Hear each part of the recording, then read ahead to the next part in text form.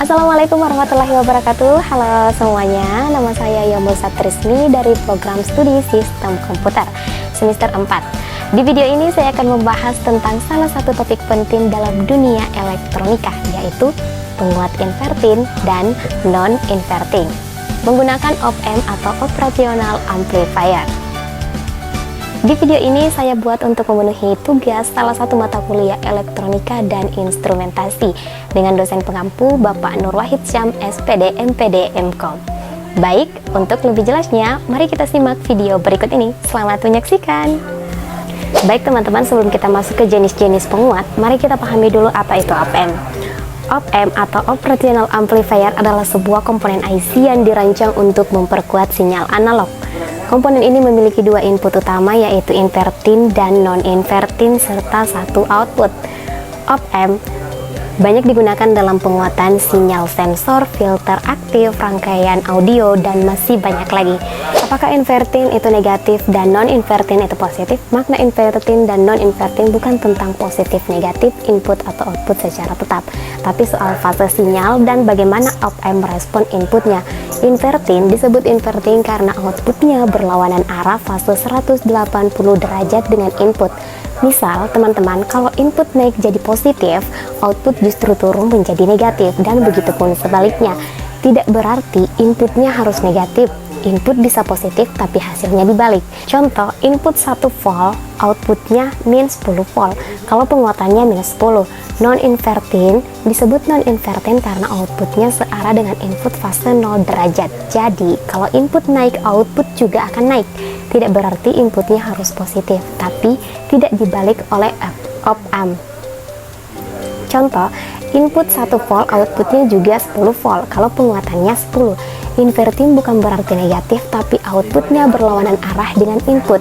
Non-inverting bukan berarti positif, tapi outputnya searah dengan input. Bisa kita lihat pada gambar di samping, kita dapat melihat perbandingan bentuk gelombang antara input sinyal, output dari penguat inverting dan output dari penguat non-inverting. Garis berwarna biru menunjukkan sinyal input, biasanya sinyal AC yang berubah secara periodik dari positif ke negatif dan kembali lagi. Sementara itu, garis yang berwarna orange menunjukkan output dari rangkaian penguat inverting. Bisa kita lihat bentuk gelombangnya identik dengan input tetapi berlawanan fasa. Artinya, ketika input naik positif, output justru turun ke negatif. Sebaliknya, saat inputnya turun ke negatif, outputnya justru naik ke positif. Inilah yang disebut sebagai inversi fasa sebesar 180 derajat. Kemudian untuk garis yang berwarna hijau adalah output dari penguat non-inverting. Di sini bisa kita lihat bentuk gelombangnya sama persis dengan input, baik dari sisi amplitudo maupun arah fasanya. Artinya, tidak ada pembalikan fasa dan sinyal keluar tetap searah dengan sinyal yang masuk. Perbedaan inilah yang menjadi dasar utama dalam memilih jenis konfigurasi op-amp sesuai kebutuhan. Apakah menginginkan pembalikan fasa seperti pada penguat inverting atau mempertahankan arah sinyal seperti pada non-inverting? Visualisasi seperti ini teman-teman sangat membantu untuk memahami bagaimana prinsip kerja dasar op-amp dalam penguatan sinyal. Baik teman-teman, sekarang kita masuk ke penguat inverting, di mana penguat inverting adalah rangkaian di mana sinyal input diberikan ke kaki inverting dari op-amp melalui resistor. Sedangkan kaki non-inverting biasanya dihubungkan ke ground atau negatif. Output yang dihasilkan berlawanan arah atau berfasa 180 derajat dengan inputnya. Artinya, kalau input bernilai positif, maka output akan bernilai negatif. Rumus penguatan untuk inverting amplifier adalah AV sama dengan min RF per RIN, di mana RF adalah resistor feedback dan RIN adalah resistor input. Tanda minus menunjukkan bahwa output berlawanan arah dengan input. Rangkaian ini cocok untuk aplikasi yang membutuhkan pembalikan sinyal, seperti dalam sistem pengolahan suara dan penguat sensor. Untuk gambar di samping adalah rangkaian penguat inverting menggunakan op-amp. Sinyal input masuk ke kaki inverting melalui resistor RIN. Misalnya, dia di sini bernilai 10 kilo ohm. Resistor feedback RF-nya misalnya 100 kilo ohm. Nah, ini dihubungkan outputnya kembali ke kaki inverting. Kaki non-invertingnya dihubungkan ke ground. Kita bisa lihat bahwa besar penguatan dapat dihitung dari perbandingan RF dan RIN atau RIN. Dalam contoh ini, AV sama dengan min 100 kilo ohm per 10 kilo ohm sama dengan min 10. Artinya, sinyal output 10 kali lebih besar dan terbalik dari outputnya. Baik, selanjutnya kita bahas penguatan non-inverting pada rangkaian ini. Sinyal input diberikan ke kaki non-inverting dari op-amp, sementara kaki inverting dihubungkan ke ground melalui resistor dan juga ke output melalui resistor feedback. Output dari penguat non-inverting tidak berbalik arah, sehingga cocok digunakan jika kita ingin memperkuat sinyal tanpa membalikkannya.